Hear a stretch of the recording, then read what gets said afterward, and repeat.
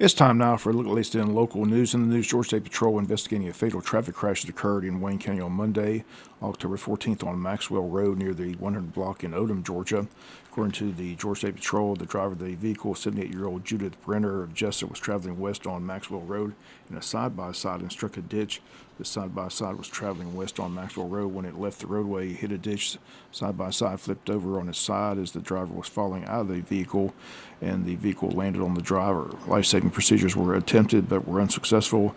Rescue was called in to assist the removal of the occupants, and they were carried to Wayne Memorial Hospital by Wayne EMS. And the accident is currently under investigation. But again, the driver of the vehicle, 78-year-old Judith Brenner, lost her life in that fatal accident on Monday. Wayne County Commissioners meet this afternoon at 6 p.m. for their regularly monthly meeting, and this is their October monthly meeting. One item taken off the agenda is consideration of the third attorney's position at the DA's office, as County Administrator Paul Drawdy, who made the original proposal, recently found out that District Attorney Keith Higgins has pulled the two assistant DAs that were working in Wayne County from the Wayne County office and reassigned them to his Glenn County office. As a result of this, Drawdy says he's no longer recommending that the county commissioners take any action in funding an additional position for the DA's office. The county's called September 23rd meeting to discuss the DA's office. Commissioners agreed to continue to pay the local supplements for the two assistant DAs as long as they spent the majority of their time working Wayne County cases. Once again, that topic now off the agenda this afternoon. Higgins' office staff had previously been paid through Glenn County's government, but they have stopped providing the DA's office because Higgins owes Glenn County nearly $1 million in unreimbursed funds. Higgins has blamed the shortfall on having hired additional needed help. Once again, the topic was on the agenda for this evening has now been taken off the agenda.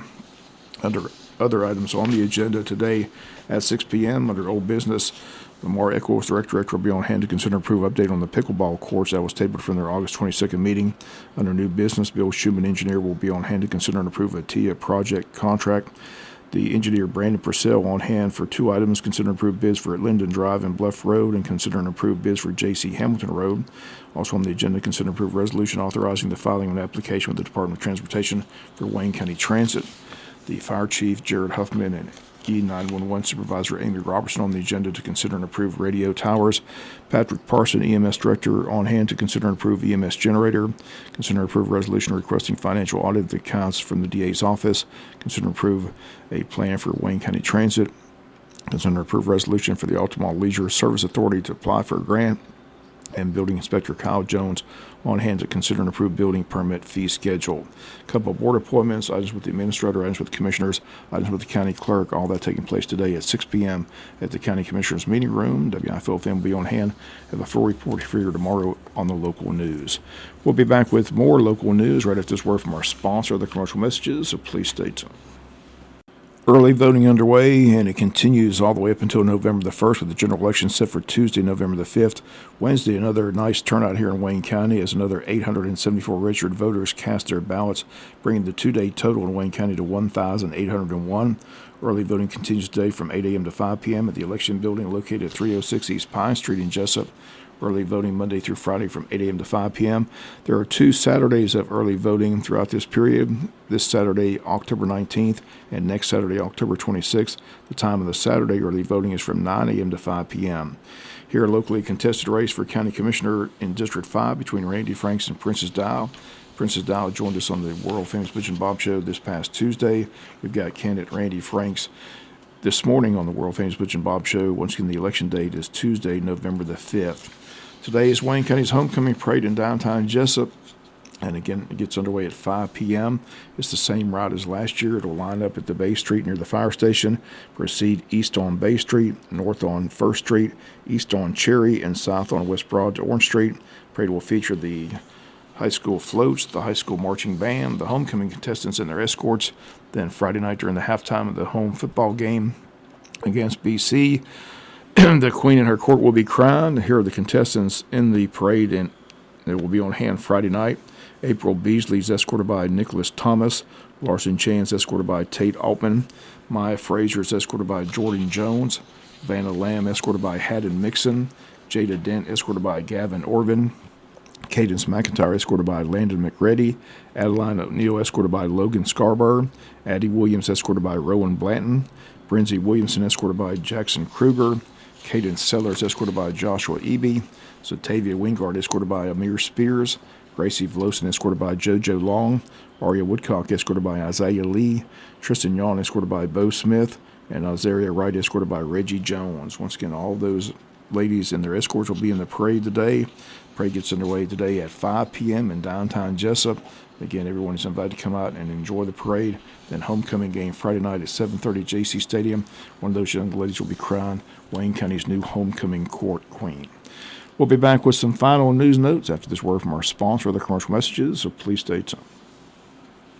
Final notes and news, the Wayne County Community Blood Drive set for Monday at Jesup Calvary Baptist Church Gymnasium at 415 East Cherry Street. The date is Monday, October 21st from 1 to 6 p.m. This blood drive is sponsored by the Jesup Shriners Ladies Auxiliary. They ask you please visit the redcrossblood.org website, enter Jesup, schedule an appointment. Walk-ins will be welcome. Once again, it all takes place on Monday, October 21st at the Calvary Baptist Church Gymnasium. On Tuesday of next week, the City of Jesup and Wayne Memorial Hospital hosting their Pinking of the Fountain in honor of Breast Cancer Awareness Month.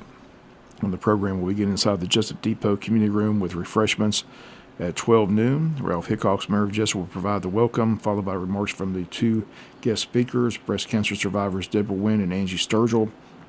Dr. Matthew Dixon, radiologist at Wayne Memorial Hospital, will provide the closing. The crowd will then gather outside by the fountain for a group picture and the pinking of the fountain. And the public invited to attend and encouraged to wear pink. All that taking place this coming Tuesday, October 22nd at 12 noon. Wayne County Board of Tourism has two events taking place during the month of October.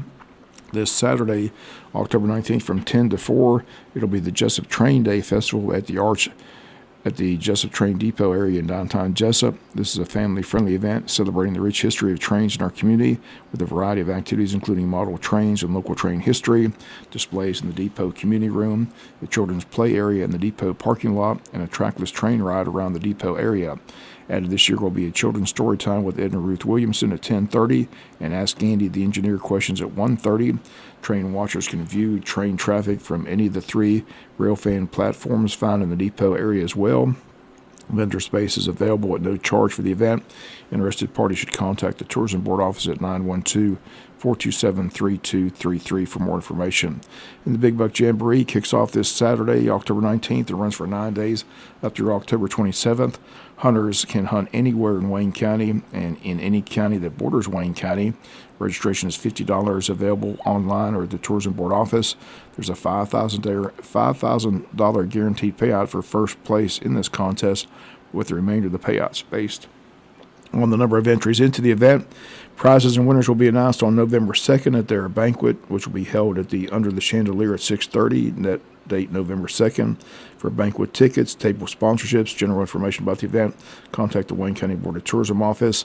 And two events for the month of October: the Wayne County Board of Tourism Train Day this Saturday at the Arch, and the Big Buck Jamboree, which kicks off Saturday as well. If you need more information, see the Tourism Board website, www.waynetourism.com, or contact the office at 912-427-3233.